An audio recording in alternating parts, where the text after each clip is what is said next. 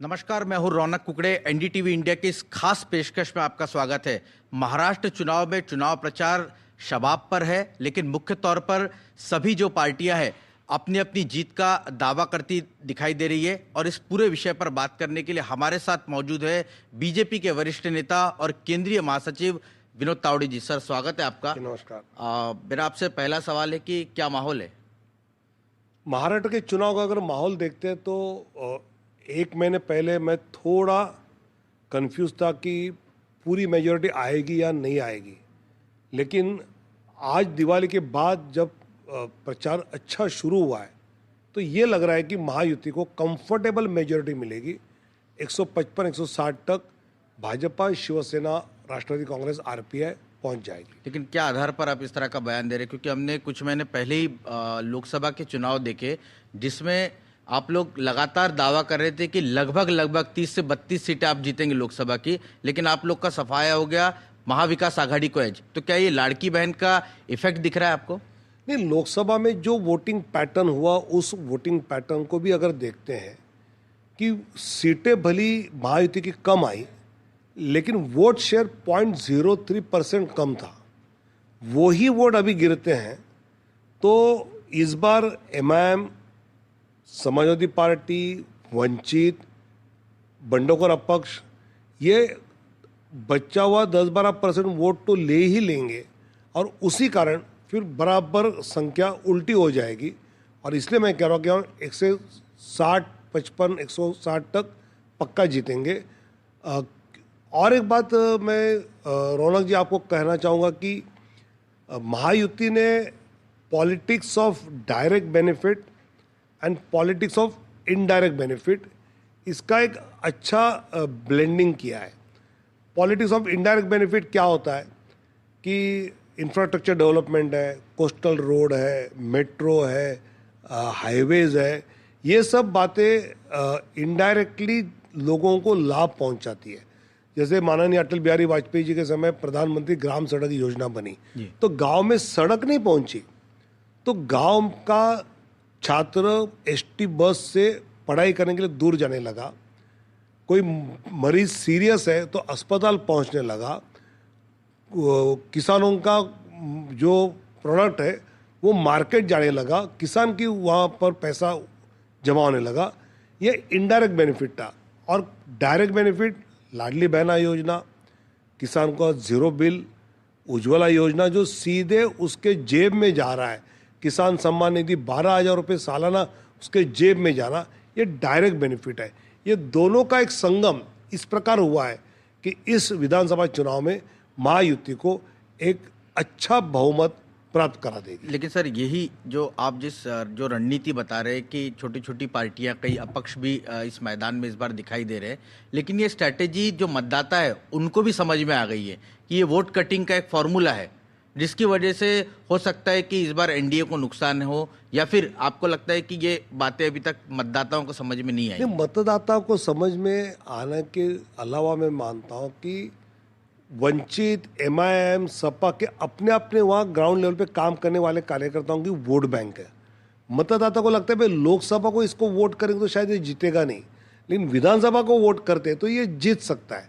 और इसलिए वो 10-12-15 हज़ार का वोटिंग इनको होगा और उसका उपयोग उसमें होगा। एक इस चुनाव प्रचार में देखने को मिल रहा है कि नारे की बहुत चर्चा हो रही है कि बटेंगे तो कटेंगे, और आपके ही जो सहयोगी है उनको ये नारा भा नहीं रहा है। मैं बात कर रहा हूँ अजीत पवार की। एक तरफ आप ये नारा दे रहे हैं, दूसरी तरफ अजीत पवार का ये तरह का बयान आता है, तो ये कॉन्ट्रडिक्ट करता हुआ दिख रहा है। और भी कई मुद्दे जिस पर आप लोग कॉन्ट्रडिक्ट दिखाई दे रहे हैं।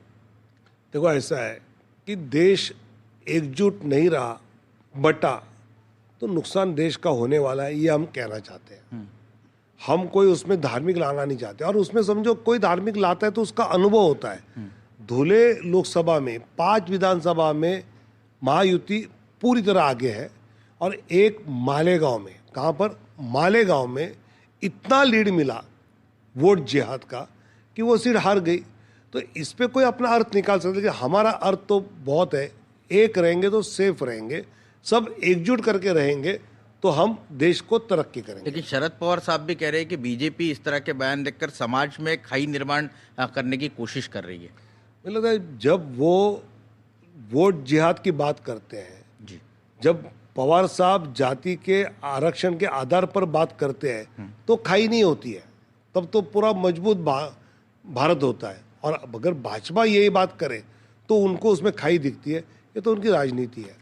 चलिए मैं थोड़ा सा आगे ले जाना चाहता हूँ। एक आज खबर ऐसी आई कि उलेमा नाम के संगठन ने कांग्रेस पार्टी को एक पत्र लिखा जिसमें कई सारी मांगे की है। उसमें से एक प्रमुख तौर पर मांग सामने निकल कर आ रही है कि अगर आपकी सरकार आती है महाराष्ट्र में तो संघ पर आप बैन लगाएंगे क्या? उसका जवाब नाना पटोले ने जो दिया है, जो खबरें सामने निकल कर आ रही है उसके मुताबिक कि वो विचार करेंगे। आपको लगता है कि इस तरह के बयान देने की विधानसभा चुनाव में इस तरह की जरूरत थी? तो ऐसा है कि उलेमा वालों को पता है कि अपने वोट अगर उद्धव ठाकरे, शरद पवार, नाना को चाहिए तो हम जो कहेंगे वो मानेंगे। अब देशभक्त लोगों की एक संगठन है राष्ट्रीय स्वयंसेवक संघ, जो देश के हित में काम करती है। अब देश के हित में काम करने वालों को आपको प्रतिबंध करना है तो आपकी मनीषा ध्यान में आती है क्या है कि आपको इस देश में देशभक्त नहीं चाहिए। आपको आपका एजेंडा पूरा करने वाले, भले वो देश के विरोध में हो, उनको आप आगे बढ़ाएंगे, यही मानसिकता है। लेकिन इस तरह के अगर मुख्य तौर पर देखें तो नाना पटोले, अब जब ये खबरें सामने निकल कर आ रही है, अमित शाह ने भी इस पर अपना बयान दे दिया कि इस तरह से धर्म के आधार पर बिल्कुल आरक्षण जो है वो नहीं दिया जा सकता और बीजेपी कतई ऐसा नहीं करेगी। अब जब इस तरह की बातें सामने निकल कर आती है, आपको लगता है कि ये ध्रुवीकरण करने की कोशिश की जा रही है? तो ऐसा है कि धर्म के आधार पर आरक्षण नहीं देना चाहिए, ये अमित शाह जी का मानना नहीं है, ये भाजपा का मानना नहीं है। ये भारत रत्न पूजनीय डॉक्टर बाबा साहब आम्बेडकर जी ने संविधान के समय ही कहा था और उन्होंने दिया भी नहीं था। इसलिए बाबा साहब आम्बेडकर जी ने जो कहा उसका अगर भाजपा पालन कर रही है और इसलिए नाना पटोले और उद्धव ठाकरे उसका विरोध कर रहे हैं तो जनता सोचेगी उसमें। एक और इस चुनाव में जो एक्स फैक्टर की बात कही जा रही थी वो था मनोज जरांगे पाटिल। हालांकि उन्होंने अभी अपने ऐलान कर दिया है कि वो अब चुनाव नहीं लड़ेंगे, ना वो किसी को समर्थन देंगे। लेकिन उसके बाद का विश्लेषण ये हो रहा है कि इसका फायदा महाविकास आघाड़ी को ज्यादा होगा, महायुति को कम। आप इसको कैसे देखते हैं? लोकसभा के समय थोड़ा ये हुआ भी, लेकिन आरक्षण का अगर इतिहास जानना है तो 1965 में पहला आरक्षण मिला जिसमें SC, ST, नोमैडिक ट्राइब और OBC को 29% मिला। फिर 1980 में अन्ना साहब पाटिल जी ने मराठा आरक्षण की बात कही। बाबा साहब भोसले कांग्रेस के मुख्यमंत्री थे, उन्होंने मना किया। उसके बाद अन्ना साहब का देहांत भी हुआ। फिर 94 में शरद पवार साहब ने OBC आरक्षण बढ़ाया और 50% तक वो आरक्षण पहुंचा। फिर मराठा आरक्षण का मामला जब चल पड़ा तो जस्टिस बापट कमीशन जो अपॉइंट किया उसमें 3 वर्सेस 4 मराठा आरक्षण के पक्ष में वोट जाने वाले थे। लेकिन एक डॉक्टर बोइटे नाम की सदस्य को हार्ट अटैक आने के कारण जो पक्ष में थी वो आ नहीं पाई, तो 3-3 हो गया और चेयरमैन के नाते उन्होंने विरोध में वोट किया तो वो भी चला गया। 2014 में जब बीजेपी सरकार आई तो पहले 2 साल मराठा आरक्षण का तो मैं ही अध्यक्ष था, बाद में चंद्रकांत दादा बने। तो भाजपा ने ही 13% मराठा समाज को आरक्षण दिया और वो हाईकोर्ट में टिका भी। सुप्रीम कोर्ट में बात गई, तब तक सरकार बदली थी और सरकार बदली तो सरकार का कोई वकील 4 हियरिंग को पहुंचा ही नहीं और वो खारिज हो गई। तो कांग्रेस की और राष्ट्रवादी की मानसिकता ही नहीं आरक्षण देने की। ये बात तो सही है, लेकिन उसके बावजूद लोकसभा में हमने देखा तो कि वो लोकसभा में मराठाओं ने वोट किया उनके, मतलब लीड में हमने देखा ये चीज। लोकसभा में ये हुआ, लेकिन पिछले 6 महीने में हमने लोगों को जाकर ये वास्तव बता दिया है। अगर कुछ कभी किसी ने दिया है तो वो भाजपा ने दिया है, ना शरद पवार ना कांग्रेस। ये सब सच्चाई लोगों के सामने, मीडिया में भी कई बातें ये आ चुकी है। लेकिन उसके बावजूद जो उस इलाके का खास तौर से मराठा है वो OBC कोटे में मराठा आरक्षण मांग रहा है, जो कि आप लोग उस पर कुछ कह नहीं रहे और आपके विपक्षी दल है वो भी इस पर साफ भूमिका नहीं रख रहे। देखो, मराठवाड़ा में जो मराठा आरक्षण OBC से चाहिए, ये इसको एक हिस्टोरिकल बैकग्राउंड है निज़ाम के समय की जी। निज़ाम के राज में हम सब 15 अगस्त 47 को आज़ाद हुए, मराठवाड़ा बाद में आया निज़ाम के बाद जी। तो निज़ाम में ये था कि मराठा और कुणबी वो एक मानते थे, उसको लेकर वो मांग कर रहे। पूरे महाराष्ट्र की बात करें तो मराठा समाज को एक अलग आरक्षण देना चाहिए, ऐसा महायुति का कहना है। नहीं, लेकिन ये पॉसिबल है क्या, जिस तरह की मांग वो कर रहे हैं कि जो निजाम शाही मतलब वो वहां पर जिसका नाम मराठा का कुणबी में है उसको संभव है, उसको चल भी रहा है, कुछ लोगों को दिया भी है, वहां के लिए वो संभव है, लेकिन पूरे महाराष्ट्र के लिए वो हो नहीं सकता है, और इसलिए मराठा समाज को अलग आरक्षण देना जरूरी है। अच्छा, आगे बढ़ते, चूंकि कुछ महीनों पहले ही हरियाणा चुनाव के नतीजे आए, कहा यह जा रहा है कि हरियाणा में भी इसी तरह की स्थिति, जैसे अभी कहा जा रहा है कि कांटे की टक्कर, हालांकि आप दावा कर रहे हैं कि आपकी सरकार बन जाएगी, लेकिन कांटे की टक्कर, और खास तौर से एज वहां पर कांग्रेस को था, यहाँ पर महाविकास आघाड़ी को, इस तरह का विश्लेषण कई लोग कर रहे हैं। आपको लगता है कि हरियाणा फैक्टर महाराष्ट्र में भी चलेगा? हरियाणा में ये हुआ कि ओबीसी एक मुश्त बीजेपी के साथ आए, वो यहाँ भी आते हुए दिख रहे हैं, इसलिए हरियाणा में जैसे भाजपा को जीत मिली वैसे यहाँ पर महायुति की जीत हो गई। एक मेरा आपसे एक और सवाल है, मैं विदर्भ में अभी कुछ दिन पहले ही दौरा करके आया, और विदर्भ की अगर किसानों की बात की जाए तो सोयाबीन और कपास को जो एमएसपी उससे भी कम कीमत पर उनको भाव जो माल जो है अपना बेचना पड़ रहा है। आप लोगों ने महिलाओं को इतना फायदा पहुंचाने की कोशिश की, लेकिन वहाँ के किसान आप लोग शायद भूल गए। किसानों को भी हमने विशेष दी है कि किसान को बिजली का बिल शून्य किया है, लेकिन कपास और सोयाबीन इस विषय में किसानों को जितना चाहिए उतना मिल नहीं रहा है, और उतना देने का प्रयास हमारी सरकार पक्का करेगी। लेकिन इससे चुनाव में नुकसान हो सकता है? मुझे लगता है कि हम आने वाले दिनों में कुछ करेंगे ताकि वो भी नुकसान ना हो जाए। अच्छा, ये जो अभी महाविकास आघाड़ी का घोषणा पत्र आया है, उसमें उन्होंने किसानों की कर्ज माफी का ऐलान कर दिया है कि अगर हमारी सरकार आएगी तो ये उनके पक्ष में चले जाएगा। ऐसा नहीं लगता आपको कि किसान उनके पक्ष में चले जाएंगे? सब किसान को ये पता है हाँ, कि इन्होंने कर्नाटक में क्या बोला क्या दिया नहीं, हिमाचल में क्या बोला क्या दिया नहीं, किसानों को जो जो बोला वो कुछ नहीं दिया। ऐसे झूठे बोलने वाले कांग्रेस वाले हैं, उन पर कोई भरोसा नहीं रखता है। सर, आज वहाँ के दोनों ही तीनों जिन राज्यों का आपने नाम लिया कांग्रेस की जहाँ सरकार है, वहाँ के मुख्यमंत्री ने आके प्रेस की कि बीजेपी गलत आरोप लगा रही है, गलत नैरेटिव लगा रही है, जो बातें हमने कही थी वही योजनाएं जो है हमारे राज्य में शुरू है। कर्नाटक में लोग बोल रहे हैं, कर्नाटक के कैबिनेट के डिसीजन है, हिमाचल का कैबिनेट का डिसीजन है कि हम ये नहीं करेंगे, और उन्होंने लोगों को पत्र भी भेज दिए। इसलिए मुझे लगता है कि जनता को साफ है कि इन्होंने क्या नहीं किया।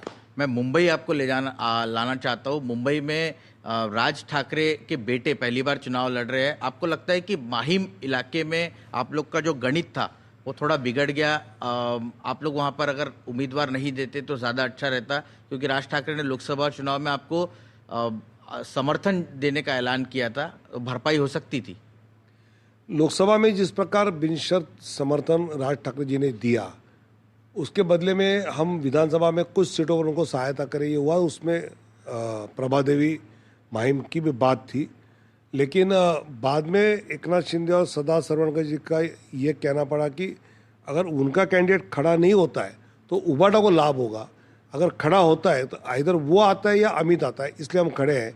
अभी भी आजकल में कुछ चर्चा होकर उसमें कुछ निर्णय होगा। लेकिन अब तो कोई फॉर्म वापस नहीं ले सकता क्या? कैंपेन तो विड्रॉ हो ही सकता है, मतलब आप चर्चा होने वाली है। बड़ा बयान दे रहे कि हो सकता है अगर इस पर कोई फैसला हो जाए, अगर फैसला होता है तो कैंपेन विड्रॉ हो सकता है। एक सवाल ये है कि राज ठाकरे चूंकि वो भी एक हिंदुत्ववादी टाइप का प्रचार कर रहे हैं, उनकी इमेज भी उस तरह की हो गई है। आपको लगता है कि पोस्ट पोल कोई चांसेस है कि राज ठाकरे अगर आपकी सरकार आती है तो महायुति सरकार में वो शामिल हो सकते हैं? बिल्कुल हो सकते हैं, और उन्होंने कहा भी है कि भाई हम इस सरकार में ज्वाइन हो जाएंगे और सरकार में रहकर महाराष्ट्र का विकास करेंगे। फिर दो आखिरी सवाल। एक तो नवाब मलिक को लेकर आप लोग का इतनी बार सीटों के बंटवारे को लेकर बैठक हुई, कौन कहाँ से लड़ेगा ये सब तय हो रहा था। क्या बीजेपी को इस बात की बिल्कुल भनक नहीं लगने दी अजीत पवार ने कि वो नवाब मलिक को टिकट दे रहे? आखिरी मौके पर 3 बजने के 5 मिनट पहले एबी फॉर्म दे दिया। आप लोग के साथ धोखा हुआ ऐसा लग रहा है क्या? नहीं, मुझे लगता है कि अजीत दादा की पार्टी उस पर निर्णय नहीं कर पा रही थी। बार बार बीजेपी का प्रेशर था कि भाई आपने वहाँ से नवाब जी को देना नहीं चाहिए, और इसलिए वो बाकी जीतने के कैंडिडेट का ढूंढ रहे थे। हमने कहा कि भाई आपने दिया तो हम कैंपेन नहीं करेंगे, हम मानते नहीं है कि भाई महायुति में इस प्रकार कैंडिडेट आ जाए। फिर भी उन्होंने दिया, तो अभी हम उनके यहाँ जा नहीं रहे, हम कैंपेन भी नहीं करेंगे। लेकिन ऐसी क्या जरूरत अजीत पवार को आ पड़ी कि इतने गंभीर आरोप, देखिए छोटे मोटे आरोप रहे जिस पर सिद्ध नहीं हुए समझ सकते, लेकिन देशद्रोही के साथ संबंध के आरोप अगर लग रहे हैं तो उस पर स्टैंड अजीत पवार को लेने की जरूरत थी, ऐसा आपको लगता है? ये मुझे लगता है कि हम सीटों की संख्या पे तो बहुत आग्रही रहते हैं, लेकिन कौन कैंडिडेट दे इस पे हम अपनी बात आग्रह से रखते हैं, नहीं तो हम तो उनकी पार्टी चला ही नहीं सकते ना। अच्छा, एक आखिरी सवाल मेरा, कल हमने अमित शाह जी का चुनाव प्रचार देखा और शिराया में उन्होंने एक बयान दिया जिसको लेकर काफ़ी चर्चा है। उन्होंने कहा कि अगर आप इन कैंडिडेट को जिताएंगे तो हम देवेंद्र जी के हाथ मजबूत कर रहे हैं। तो इनडायरेक्टली मीडिया में इसका जो कंक्लूजन निकाला गया है कि देवेंद्र जी अगले महाराष्ट्र के मुख्यमंत्री होंगे और बीजेपी इस तरह से अब कैंपेन करती हुई दिखाई दे रही है। क्या आप मानते हैं कि देवेंद्र जी मुख्यमंत्री बनेंगे? क्या वो दावेदार है? ऐसा कि ये चुनाव हम एकनाथ शिंदे जी के नेतृत्व में लड़ रहे हैं, ये बात साफ है। मुख्यमंत्री कौन होगा तो चुनाव के बाद सब साथ बैठकर निर्णय करेंगे, ऐसे हमारा निर्णय हुआ है। तो चुनाव के बाद ही इसका निर्णय हो जाए। लेकिन फिर ये जो संकेत अमित जी की तरफ से संकेत ये दिया है कि भाजपा चुनाव देवेंद्र फडणवीस के नेतृत्व में लड़ रही है, महायुति एकनाथ शिंदे के इसमें लड़ रही है। तो अगर आप ये बीजेपी की सीट जिताएंगे तो बीजेपी के नेता देवेंद्र फडणवीस को आप मजबूत तो इतनी कंफ्यूजन की स्थिति क्यों है कि Confusion- महायुति में एकनाथ confusion- शिंदे, यहाँ पर देवेंद्र फडणवीस? कंफ्यूजन आप में है, महायुति में बहुत क्लैरिटी है।